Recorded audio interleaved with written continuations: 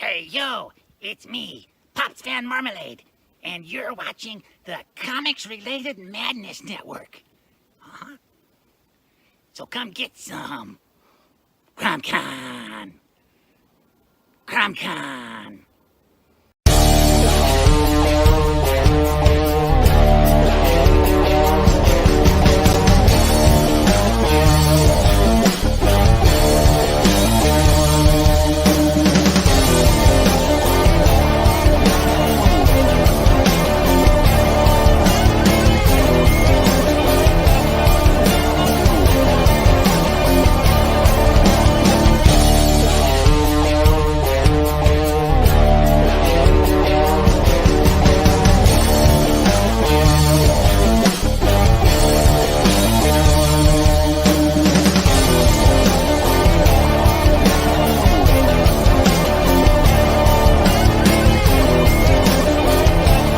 Madness Entertainment Group presents the Madness Comic Network with original programming and additional comic-related content.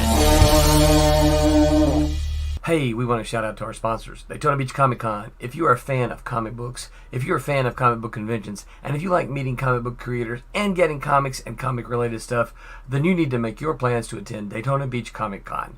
This year's show is September 9th and 10th.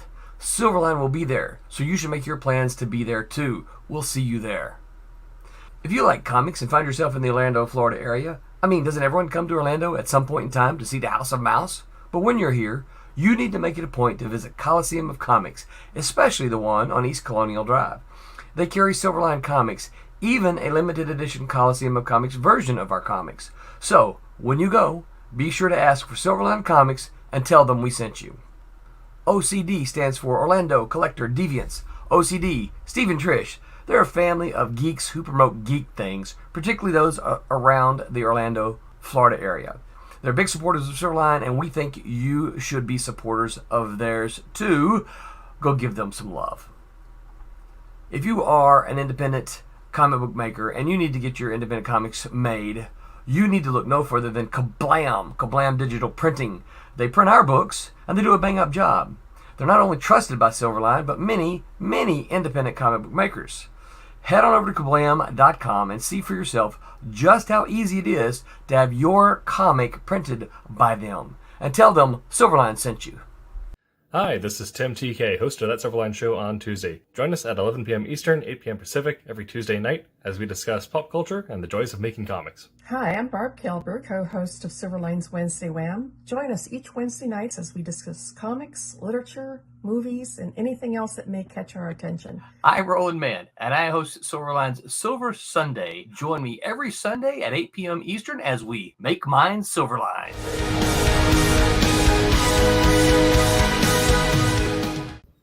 Hello, Internet. Welcome to That Silverline Show on Tuesday. We have the wrong header up. Let me grab that real quick here. Wherever that went. Tuesday. There you go.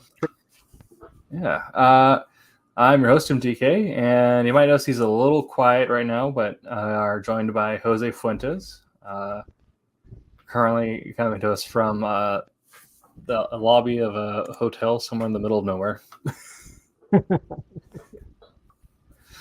I hope you join us. If he's a little quiet, let me know. I'll see what I can do to fix the audio, but that is what we have for tonight. And we're going to be talking about building a comic book world. So the elements of world building, if you go through any sort of creative writing class, depending on the teacher you get, if they like genre, they're going to tell you that world building is the most important thing you can do. If you get a teacher who likes literary fiction, they're going to tell you that world building does not matter. And in comics, it's especially important to world build because there's also a strong visual component. So we are starting off the new year, so maybe we'll... I might try to be a little bit better about keeping discussions focused, but that's kind of not our thing, so we'll see how things go. But I do have some prepared questions for us to work through, and it'll let us, go from there. So whatever happens, happens. But at least we have some points to come back to. The attempt. We make the attempt. Exactly. If Jose is too quiet, you might just need to turn your audio up on your screens all the way. Yeah.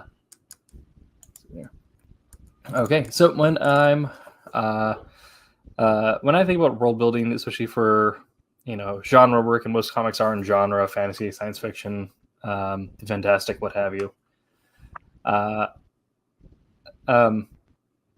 Except for most Marvel stuff because it's just New York. But when I think about world building for a genre, the thing I always think about is something that all of your genre enthusiastic teachers will tell you is that your world should be another main character. There's always something that grabs your attention, makes you want to know more about the world itself, and not just about the people you're seeing in the world. Classically, every Potterhead wants to go to Hogwarts. Everyone who reads Lord of the Rings wants to live in Middle Earth. And it can be one of those things where even if the world is terrible in some way, you still want to be in it or immerse yourself in it because, living in Middle Earth, you're very likely to get stabbed by an orc or die by the age of 30. But, you get to live in Middle Earth, and that'd be great. Jose, what are kind of your thoughts on making the world its own character? What does that mean to you? Yeah. I think world building is great. As much as it is important to make the characters, give them their own personalities, giving different regions of your world personalities is just as important. Mm-hmm. Yeah, I like what you said there, giving regions personality, because we're D&D nerds, as stated on the channel many times, and that's a really good example. D&D is already separated into multiple planes, but even just in the current main universe, Faerun, with the Drist books and Baldur's Gate and all that stuff, you have Baldur's Gate, which has its own personality. You have Waterdeep. You have the Savage Frontier, Icewind Dale. Yeah, the golden, the Silvery Marshes, and like the Golden Sands, and each thing definitely feels unique in its own thing, and you can spend hours just exploring all the corners of each individual city. Right, and that's where my enjoyment for world building came from. I mean, like you said, we talked about role playing before, but the idea of trying to narrate and just describe the area they're at, just so that your players can get a better feel, better sense, of any foreboding you might have going on. Right. So I think that translates really, really well, and it's pretty important in comics as well. Definitely. And it's one of those things that it's fun for us even just to do it because we love painting. If you're dungeon master in a game, or if you create mediums, you probably like in some way painting the picture either with words or with actual art, and just seeing the knowing that when someone experiences that, they're going to be awed in some way, because that's always the joys of when you describe something. Hey Pops, when you describe something in a D&D campaign, right? You want everyone at the table to be like, whoa. But right. You can also reinforce that in yourself when you experience world building. Classically, in that same vein, the opening to Skyrim, once you finally get out of the castle and you walk out the mountain path and you can actually see the world that they developed. Of course, as creators, we need to ingest media to know what we like and how to present that and create our own media. So, Jose, what are some examples of moments when pieces of art or books or comics or movies or whatever where the world building really hit you hard? I think maybe for me it was when Marvel Comics started introducing the Savage Land. Oh yeah.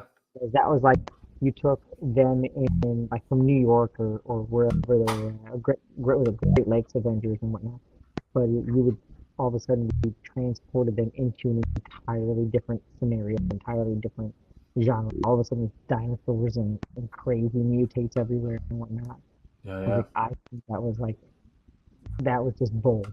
To me, that was a huge jump from everyone is accustomed to just flipping everything on its end. Oh yeah, absolutely. To see in the same vein, for me, I have some experience with when they introduced Limbo, and when they continue to go back and develop later on with different characters, and you get to see a different side depending on who goes there, Right. and all different things that reflect. Like Magic's experience in Limbo is completely different from Doctor Strange's, and they have moments where they intersect. But seeing moments where they go into, like, there essentially is a different hell dimension that isn't exactly hell, but it operates in a weird way that's weird and tricky. Right. That gets. I mean, that that's weird to me. Like, I mean, Yeah. it's hard for me to grasp. Yeah. Like, I feel like I think the physicalness of, like, like I said, velociraptors attacking you and Yeah. with that in that regard, or even when was it the X-Men were in the Outback. Oh yeah. You know what I mean? Yes. Entirely different scenario, entirely different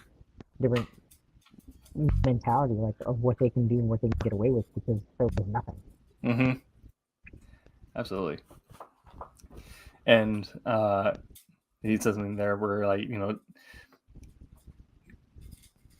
didn't grasp onto Limbo as much as I did, but you grasped onto Savage Lines more than I did. And world building can be different for everyone. Everyone has, like, you have some people who are more sci-fi heads, and people who are more fantasy heads, and comic people are typically somewhere in between, because comics are somewhere in between. Or you can enjoy both, but enjoy different elements of both. Like some people only like hard science fiction, or there are set rules, whereas people like more of the science fantasy, where faster than light travel because we said we can. So you like more of having that. Well, for that at least, you like having the more physical grounded element of the Savage Land opposed to the wackadoo of Limbo. But if you were to go further on the scale to, like, science fiction or fantasy, do you also like the more grounded elements there, or do you like, is there a point where you start liking the stuff that's a little more out there? I like sci-fi in that, especially like anything that's like graphic, like it's in the future. You know what I mean? I like that stuff like that, but for me, it's more the fantasy. You know what I mean? Yeah. And was it X of Swords, Swords of X? X of Swords. Yeah, when they started going into, I can't even remember what it's called. Avalon, yeah. You know what I mean? All of a sudden, the typical X-Men characters all started becoming medieval and whatnot. I thought that was really cool. Yeah. Like, that's more of what I can grab a hold of. You know what I mean? Sure. I like that too. I think what my thing is, I like things when there are systems, but systems that don't necessarily need to be heavily defined. So I like Limbo because, like, there's a system to it, but the system was that things don't work the way you expect them to. Right. So you don't have to over-explain. Right. You Yeah. But then when I go into, like, science fiction, I like things like The Expanse, where it is hard sci-fi. Like, there is a clear line of theoretical science that explains why things are working the way that they are. Or then even going back to, well, I like the D&D fantasy because it's just kind of like, but even then there is a loose system to it, and that, druidic magic and ranger magic comes from the Feywild, and if you're a celestial caster, then your powers are tied from an element to some god, and things can interfere there or what have you. So there is still, like, a loose system, but very loosely. But I also like Brandon Sanderson's Stormlight Archives, where there's a very clearly defined and hard set magic system. Like, no, this is the science of magic. This is how you magic right. Nice. Yeah, I can definitely see the benefit of both. Definitely. I like when I don't have to explain much. Definitely. And there are moments too when I like things just to go absolutely like bonkers wild. That's why I like Warhammer and stuff like that, where their explanation for faster than light travel is demon dimensions. You have to travel with the demons to go faster than light. That's how it works. There's no other way. Right. It just makes sense, right? Yeah. And the orcs paint all their vehicles red because red is the fastest color, and because they're innately magical. They are. The red is the fastest color. So if you paint something red, it goes faster. I think that's 8-year-old mentality, because you had red tennis shoes, you ran faster than everybody else. Exactly. Yeah. So yeah, definitely. now we kind of went over stuff we like and why we like it and why we think you like it. Writing and world building, you'd almost think that certainly in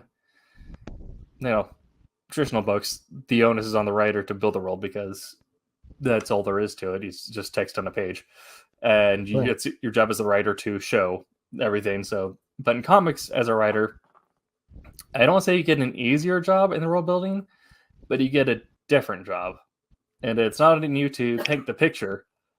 You provide the scaffolding and the outlines, and then the artist will actually assemble the world within that. Yeah. So there are different ways to go about that. The way I write, I find that lends itself to world building really well, and I think you can see that in Wolf Hunter, and then eventually when Soul Senate comes out, you'll be able to see that. Writing essentially full outlines beforehand, and then full script where each panel has its own description, because I'm trying to paint the picture in my head as much as I can for the artist to then interpret and paint their own picture, sometimes literally.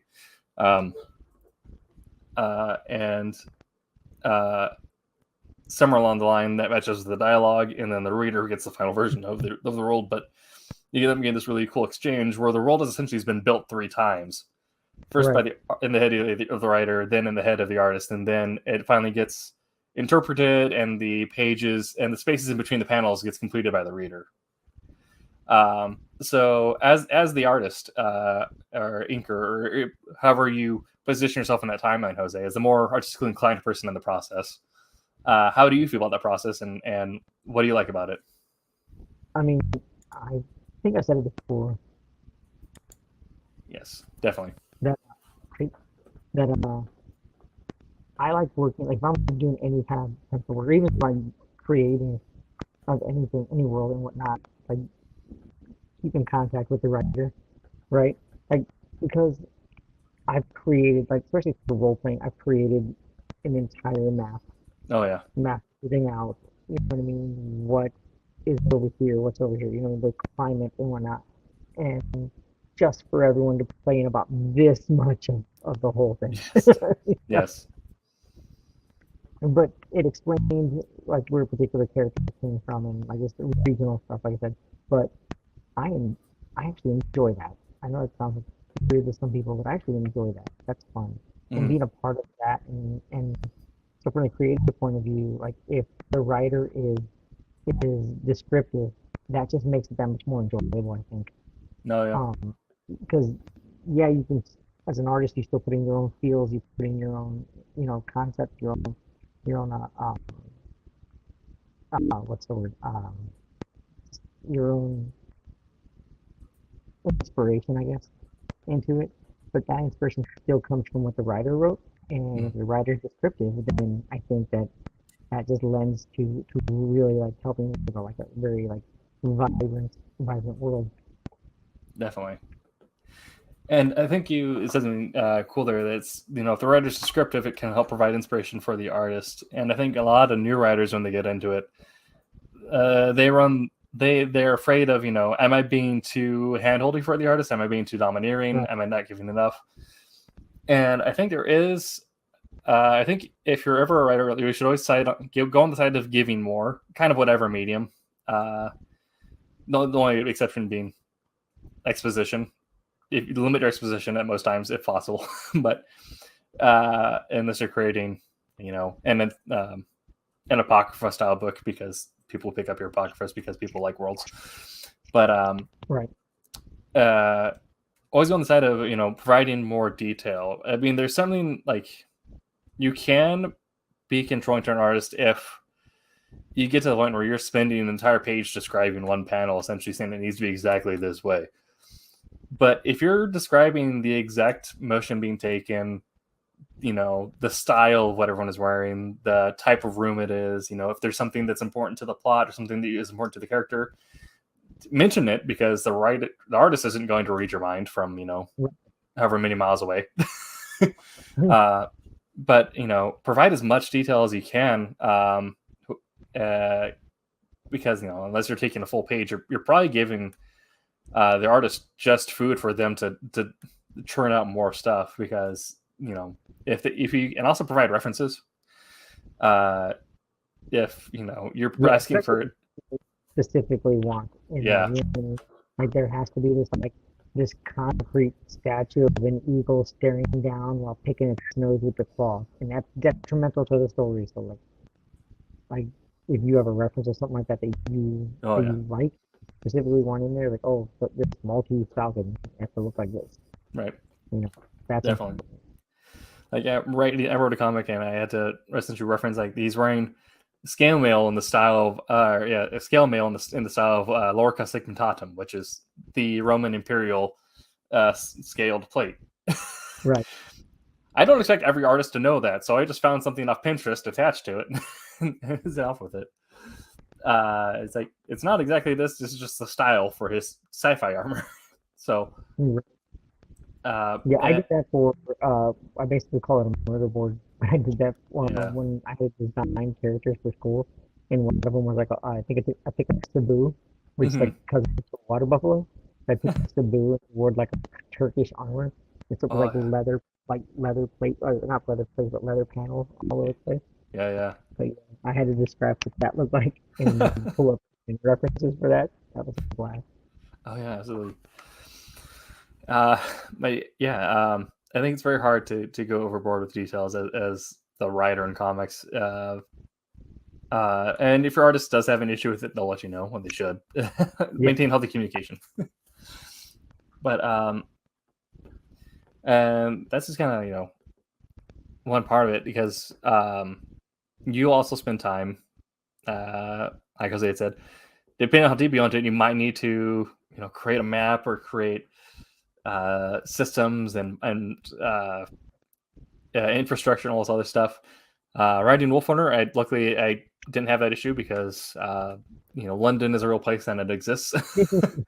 But I did have to figure out like how fast did trains run back in 1940, and what was the time from like how long would the train ride from London to the northwestern ports be?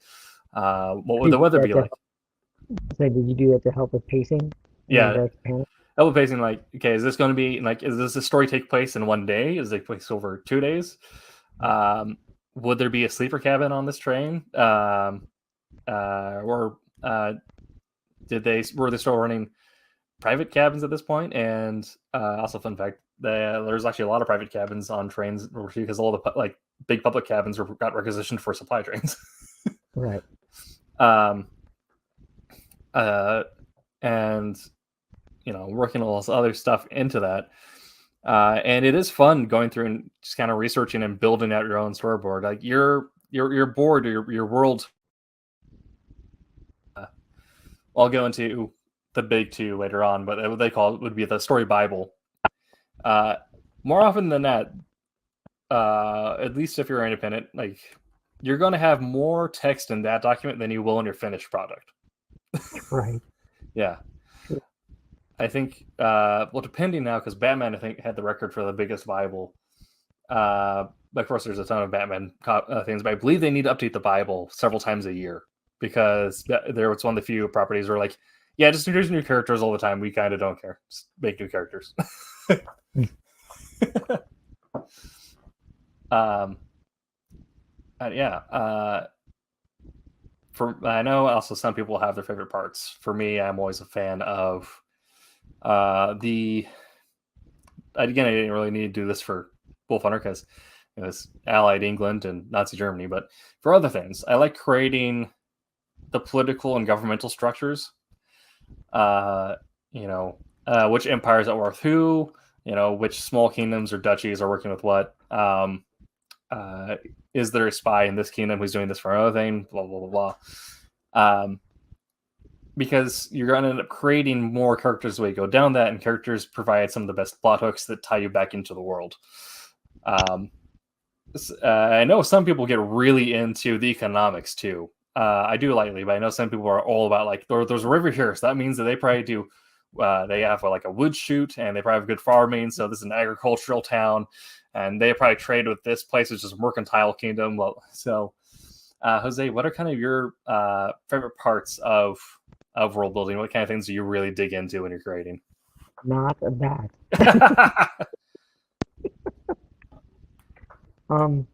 I like. I mean, other than terrain, I enjoy describing terrain, especially when it comes to like in regards to like different adventures that I've done. You know what I mean? Describing like ancient ruins or statues and stuff like that. Like that stuff I like to explain. I like to describe. Um, like you're gonna have a jungle and there's gonna be a overrun temple there. Like it's role playing. Of course it's gonna be. You know what I mean? Yeah, of course. The best part is to explain it. The best part is to describe it. Like it's mosquito buzzing around their faces and stuff like that. Some of that I can translate into comics. Yeah. But most of my experience with role playing was with role playing. Oh yeah. And I don't like getting into. I like getting into the lore. Like there's a history here. There's a story that was told for this particular relic or this particular like destroyed temple. So like that's the stuff I like. I like the legend stuff as opposed to like the political intrigue. Yeah. Probably because politics doesn't appeal to me. I mean, I literally had to ask people what certain things meant about our government because I didn't understand. Sure. And thankfully, they didn't laugh at me too hard when they explained it. Yes. Well, the nice thing about writing, I like to go for a web of Buddhism. Yes, I do a lot of vampire. I think, well, vampire especially, but with writing my version of science fiction and the fantasy I like to.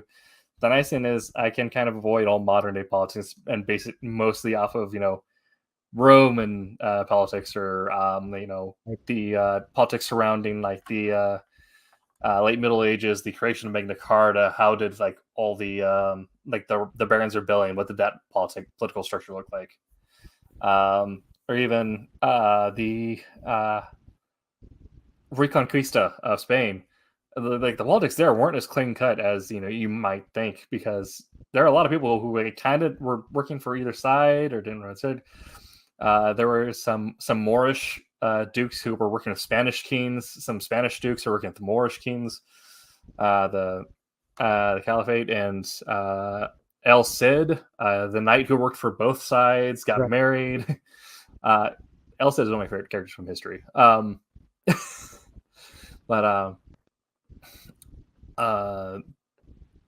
I like that type of politics. If I had to go to create a world where, well, maybe if I get too deep into the Roman stuff, I might need to. But having 3 days of filibuster discussions, that might be a little too much on the political intrigue. But 6 years later. Yeah, exactly. I think the two things you said there are also really important for creating a world that sticks with the reader, and that is the lore and also the minute details that really paint the image. So the minute details, like you said, the mosquito buzzing around their head, they have to swat away, whatever. And you can even do that in comics, where if someone's going to some place that they do in comics all the time, they're in a vacation or whatever. Just you can reference it in text, or you can just show a dude sweating, or even change the way their costumes are designed, like the X-Men changing their costumes, working the Outback, and all this other stuff. Or even when now the change in costumes going to Krakoa, and everyone's now wearing more sleek, futuristic, and very militaristic type outfits, or it looks like, oh, these guys are actually in some sort of uniform because they're except for Marauders. Marauders are like pirates. Exactly. we gotta. Well, even then, I mean, that's a good example, because you have the Marauders who are essentially the golden age of piracy buccaneers working for Krakoa. Right. And they're dressed like pirates. So you have a panda wearing a headband. Yes. Okay. You do. Yeah, but one of my favorite things is with X-Force, we get a tactical Black Tom Cassidy. Black Tom being one of the weirdest dudes, but he's wearing, he got rid of the collar. He's just wearing a tighter vest, bandoliers. I like Black Tom back in the day. Was it with the black and red outfit that he had? The black and red, yeah. They brought back the black and red color scheme, but they just changed the way it looks. It looks like he's not just some guy who crawled out of the vines. Even though he spends most of his time crawling out of the vines. Right. And the other thing being the what's it called? Oh, the lore, the history, because that's what makes the world seem lived in. You don't need to, create you can create a full 1,000 years of history of who knows who's, and George R. R. Martin did that, and perhaps that's why we're not getting book 6 anytime soon for Game of Thrones. But giving each region how the Exiles interconnect is glorious, I agree. That's one of the reasons why it's like the only mainline comic that I still read is because of how well how much brain power the editor seems to put into the Exiles. Because it's always a different team, but I feel like Marvel always gets like the editor who's okay with getting the least amount of sleep and just like pouring over everything to work on those.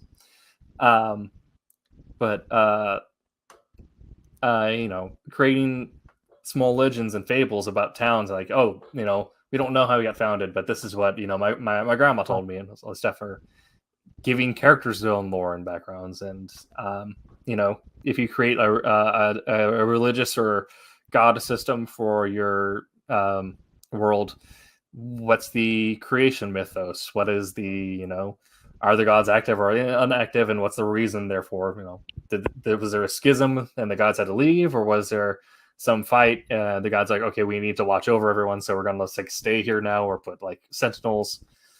Kind of like thinking about the Colossus of Rhodes. The gods are fighting, like, well, humans are kind of dumb, so we're gonna put some titans outside of Rhodes to make sure that people don't kill the city. Right. I like the idea of adding pantheons to the story,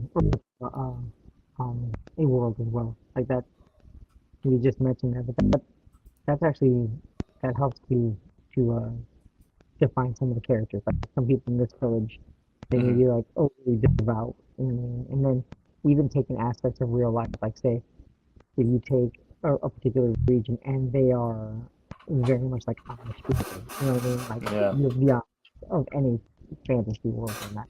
I know it's fantasy world regardless, but like then you have people in like cities, like in like major cities that look down upon them. It's like, I mean, it happens here too, like regardless of whether it's Amish people or any other culture that is different than the norm, than the status quo.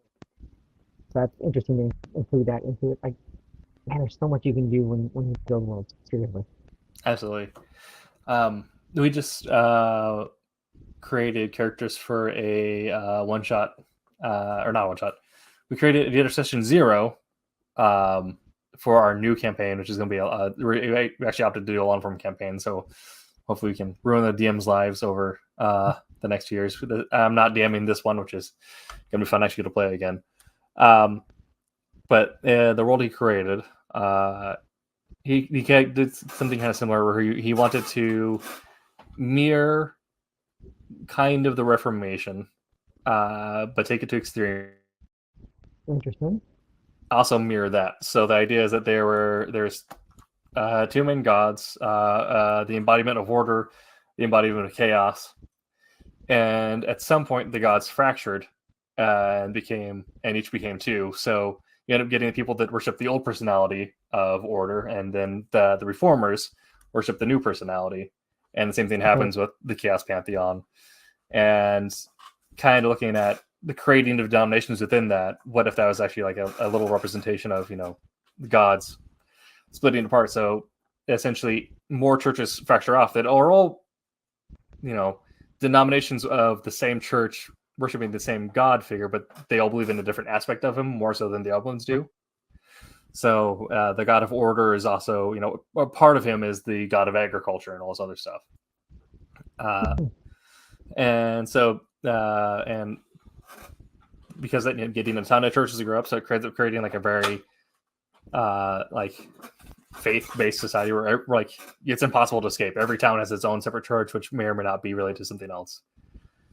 And the same way that your artist can interpret the world that you create and run with it, as a player or as a reader, you're going to interpret something and run with it your own way.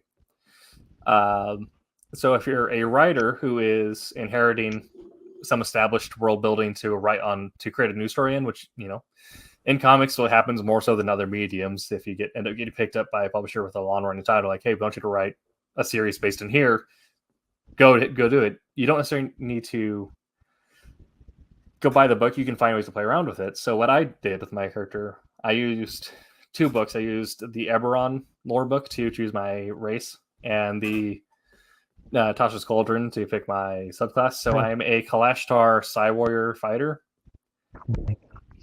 So very psionic based, but the way we're flavoring it is that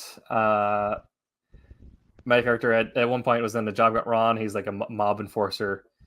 At Job Goes Run, he dies, wakes up 100 yards away. He recently resurrected, and there is now something else inside of his body, which he quickly learns to understand. It's a spirit, which may or may not be from this world, but there is a spirit which has escaped the afterlife, which he's been told, like, there's a set afterlife that works this way.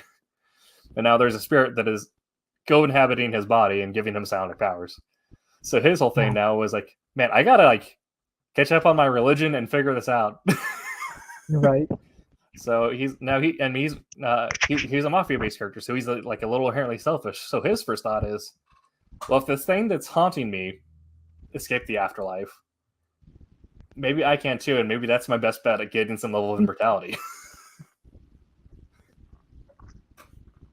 Wow, that's pretty in-depth, dude.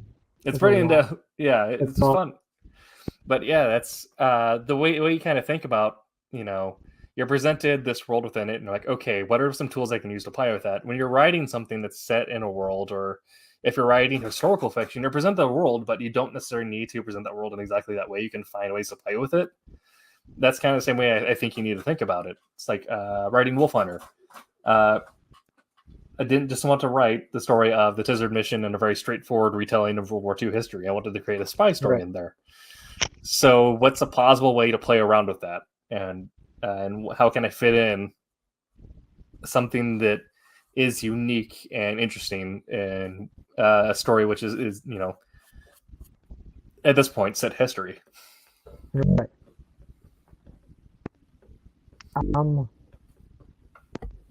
I have a comment on that. I drew blank. Sorry. No problem. Let's see there. We did get a chat. I've been working on a modified Japanese mythological system set in San Francisco, which is fun to work with. Nice. Definitely makes me think of Blade Runner or Shadowrun. I love also Ghostwire. Sci-fi Japanese mythos. But yeah, I mean, that's a fun way. You're presented with, the Japanese mythology and the city of San Francisco, which are two set things, but how do you combine the two and find ways to play around with them or explore it in ways that may not have been done before? See, that gives you options. You know what I mean? You have pre-generated reality, I guess. You have San Francisco, the buildings that people are going to recognize. You want to make sure that people are going to recognize the buildings, so they recognize the location. Yeah. And then go crazy with all the neo. Yeah. And that's whole thing where you can how do you fit in have a wind spirit fight Oni on Salesforce Tower, or how do you incorporate what's the city tram, all of other fun stuff in there. So I did actually have our next question here. So kind of going over all different things we like to research and world building, all the things we like to play around with it. When you're starting to build a new world or starting to work within a new world that a writer's presented to you, or what is kind of your starting point for research? What do you dive into first?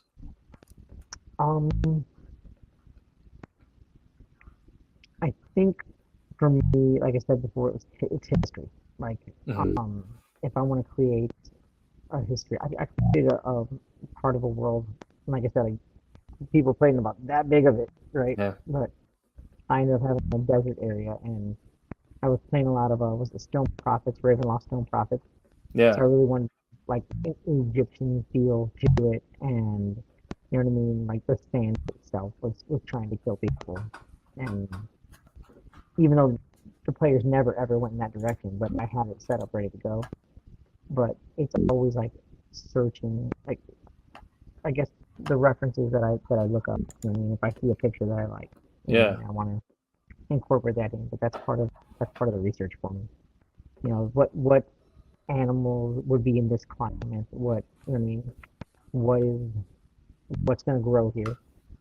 I like stuff like that. Like I know, like you said, mentioned people like the politics part and whatnot, but I like researching what flora, fauna is going to be in this particular area. Like I'm not going to have, an oak tree full of lush leaves and whatnot in Right. like an Arctic area because then it's going to be so out of place. Like anybody that even has a remote interest in that in real life is going to be like, oh, that must be a plot thing because Right.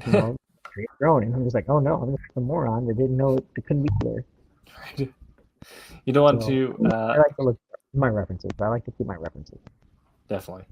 You don't want to create an accidental Critical Role chair where the chairs are so out of place that everyone gets focused on for over an hour. You're right. Definitely. But that incorporates into like into comics because my comic Devil Boy, it's it's set in like a Serengeti temperate type of like region, and I say Serengeti just because I like the trees that are there. It's very flat. It's very like a plain area, and off in the distance you see, you can see the mountains and whatnot. But like there isn't much to hide behind. There isn't much to, what I mean, in the pictures that I have for reference anyway. So everything is up front. Everything is like you see it coming, so you're trying to protect yourself or defend yourself as such, right? Right. So when I was creating the landscape for Devil Boy, that included I had to include that fact that there's not going to be hills or like giant like forests for people to hide behind. When it comes to the antagonist for Devil Boy, you know what I mean? Yeah. Like everything's going to be up front, and as much as I don't necessarily do subterfuge, I have to stretch myself and like work to include some of that. Otherwise, everyone's going to see everything coming, and I kind of want to hope to surprise people. You know what I mean? So I take the landscape into that effect as well, like how the players, how the characters in the story are going to see. Like I said, they're going to see everything coming. Nothing's going to be like, oh, there's an undercover night. Everything is up front. Yeah. So how do you defend yourself against something that you know it's coming, and more importantly, how do you like not so much trick, but how do you like outwit someone that sees your actions as well? Yeah. I think what was also interesting with writing Wolf Hunter and me being more focused on like writing the research and doing like the political legislation stuff, end up running into creating similar issue and then overcoming that, creating a spy story that's all set on one train ride. Everything seems like it should be up front, but you need to create layers of subterfuge to get around that. So I had to research reasons why people would lie but still be good people or be innocent people. So essentially, I ended up creating a variation of a train ride of London where this guy's stuck on a train full of liars, and he's trying to find one liar in a group of people who all have something to hide. And so that's a line I think he actually has coming up towards the end of it, where he says like everyone is lying about the wrong thing. It's like I'm right about their lies, but I need them to lie about the right thing before we figure out what's happening. And so you end up having like on the political on the political personal side of that, whereas you had to research like how do people move at night, what would you use to find terrain and cover, like how would you avoid something that is coming when like it seems like any sort of like cover is very scarce. Right. Whereas I'm looking at okay, why would nobility want to lie at this time period? Why would a commoner or like some person who's just going from London to Surrey or whatever, why would they need to lie? Why would or Dover, and finding things about like, well, at that point, a lot of people were losing a lot of money to the war because they're essentially selling off giant plots of land. So there are a lot of nobles that were previously well-to-do were now suddenly on the verge of going bankrupt. And so they had to lie to keep amends or do back alley deals in order to get land back and all this other stuff. Dealing with the fact that even though England is part of the Allies, if you were Romani or Jewish, you weren't necessarily welcome to disclose that openly to people because they thought you were part of the problem. And so kind of finding new ways to essentially make people liars when when the hero wants them not to be, but the story demands that they lie. How do you find liars in 1940s England? And so you're just kind of stealing real lies that people would have kept hidden and then putting them in a location. The same way that you would find, real elements of maneuvering and staying hidden and put that into a geographical biome. That is a lot. Yeah, that's the fun ways to think about role playing is you're essentially you're creating something by pulling things that happen and then putting them into your own setting and putting your own little spin on it. Right, and those are like little for character nuances and whatnot that help create the layers for, like you said, the story on a train. You know what I mean? Yeah. At its base core, it's a story on a train, and you have to create those layers that keep people wanting to peel and look. Yeah. You know what I mean? Oh, where's this headed? You know what I mean? It wasn't necessarily. I mean, other than historically, I know that couldn't do a cathedral. Yeah. In one of the pages for the Christmas book, I think. Yeah. Right. Yeah, you can have that. He did.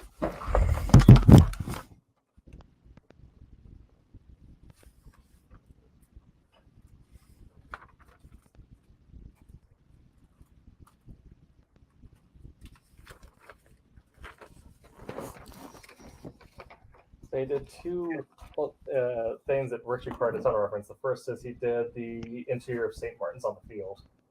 Yeah. Did it scanned in. The other one was the exterior of the BBC a day after a British bombing run had dropped essentially an aerial mine that detonated on the fifth story window. Right. And so he had to find the right location to put that marking in. Those aren't necessarily those are aspects of the world that helps to fill in on this thing, right? Story. Exactly. Yeah, it's you know what I mean? Yeah, it's little things where that's not all the world's defined by, but you do those little details. It's like the guy swatting the flies away and he's walking through the swamp. It's that little thing oh, something happened here that caused us to look this way, or this is an actual event that people go to, and it has pretty significant significance, which is why they're using this big church. They're using this big church in the middle of still being bombed by the Germans. So you end up creating these levels of implied significance or implied history to the events surrounding the characters.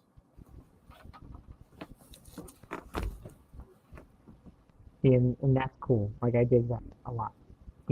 Yeah. Because to me, those are just added things to to strengthen the story. You know what I mean? That just for some things like I said when talking about in Amazon style rainforest and overruns, ancient temple and stuff like that. You know what I mean? Those little stories that the villagers are telling about the area. Each person is going to have a different story that they're telling. But like if you laid them all in a row, diagonally, they all tell the Yeah. truth. You know what I mean? Yeah. And I think that's fun.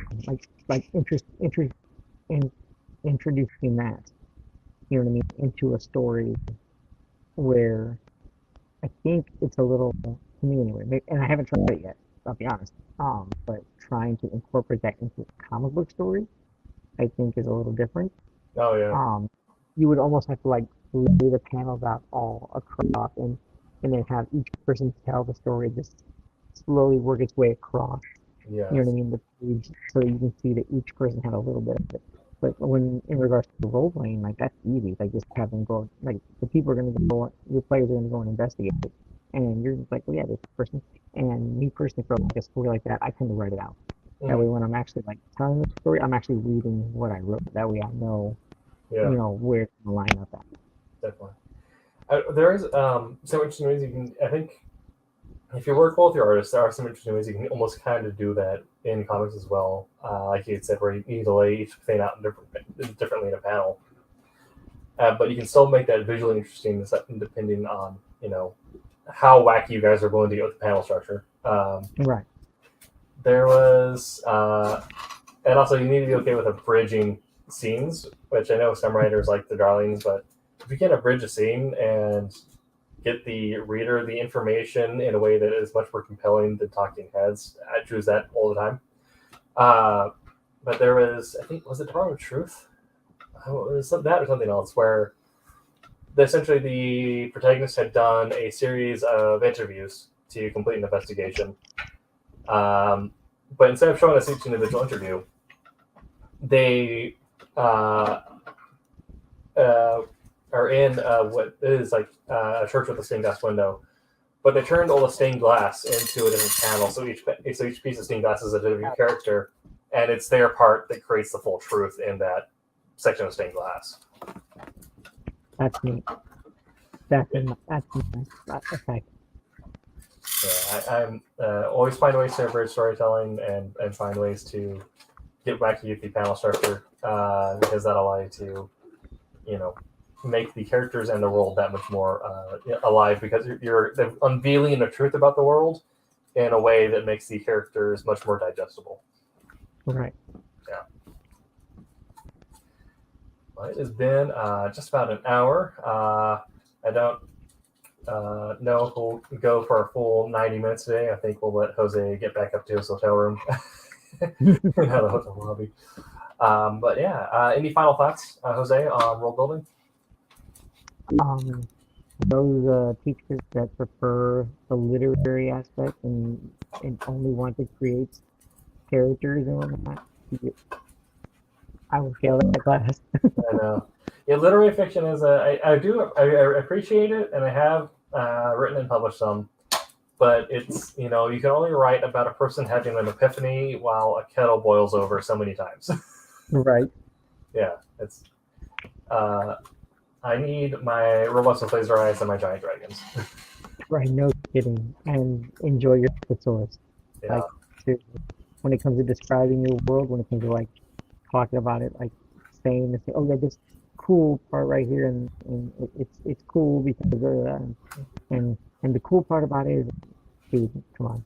Yeah. There's a source for a reason. Definitely. Oh, I think that's also probably something important to mention before you do go on is, I give this advice all the time, and every other writer does, is don't over-explain, show, don't tell, all that stuff. But don't confuse that with cutting all the detail. Like when you're creating a world and you're creating the world building, turn it into an absolute meal. Right. Absolutely. Yeah. If you, I've had where I was doing artwork for a story, and it didn't last very long. Me working for it, but I guess the writer was pretty descriptive, like, oh, this character is doing this, and I think he was flipping in the air to kick somebody, and very descriptive about kicking them with the left foot and whatnot, but like didn't tell me at all where they were. Oh yeah. I'm like, that's a great scene in the air. Yes. Like, where is this happening? Like, Right. you're not understanding.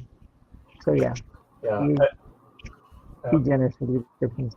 definitely. Be generous with descriptions. As a writer working with a different artist, the establishing shot works for two reasons. One, it gives the readers context and it allows you to be descriptive and really create that like world building meal where it's like we get to see everything about where they are, and you get to see all the cool toys that we've created for the reader to enjoy the universe. But also it works for the artist because now you grounded them like this scene is happening here. Right. And Yeah. we were taught like sometimes like it's okay to like create your establishing shot, and then you don't have to worry about it the rest of the film. Oh yeah, yeah. You know, depending on how the story plays out, you don't have to worry about the rest of the film. But it's like they're at a cafe. Be very descriptive about the cafe you're doing, and then it's just a matter of heads talking. Mhm. You know, there's different angles as an artist. There's different angles that you'll take to expedite getting that page done. You know what I mean? Without sacrificing, you know, the imagination of where they're at and what's going on. Absolutely. Every Avengers comic get to the mid comic splash. You get the Helicarrier. Yeah. That's it exists for a reason. It's cool. It looks cool, but also it sets the scene. You're right. All right. My cat's eating my other cat's food, so I'm gonna throw a penny at him real quick. Down the head. All right. But yeah, that has been that's the show on Tuesday. I've been Tim TK, joined by Jose Fuentes. You have been you, dear chatters. We'll be back next week. And I do actually have a subject this time. Let me pull that up real quick. Next week we will be talking about where did it go? There's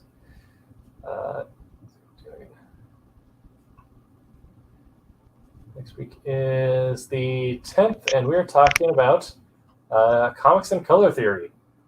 So if you're a colorist, or if you if you enjoy painting at all, like I will be bringing even though I don't do any comic art, I can bring some knowledge on subjects because I do paint miniatures and portraits and busts all the time, so that's my thing.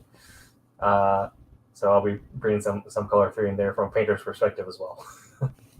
That's very cool. Yeah.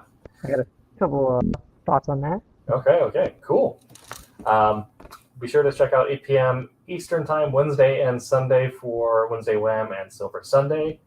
We'll be back next week, 8 p.m. Pacific Time on Tuesday. But until that time, make mine Silverline. Silverline. Hey, I'm Pat Broderick. Make mine Silverline.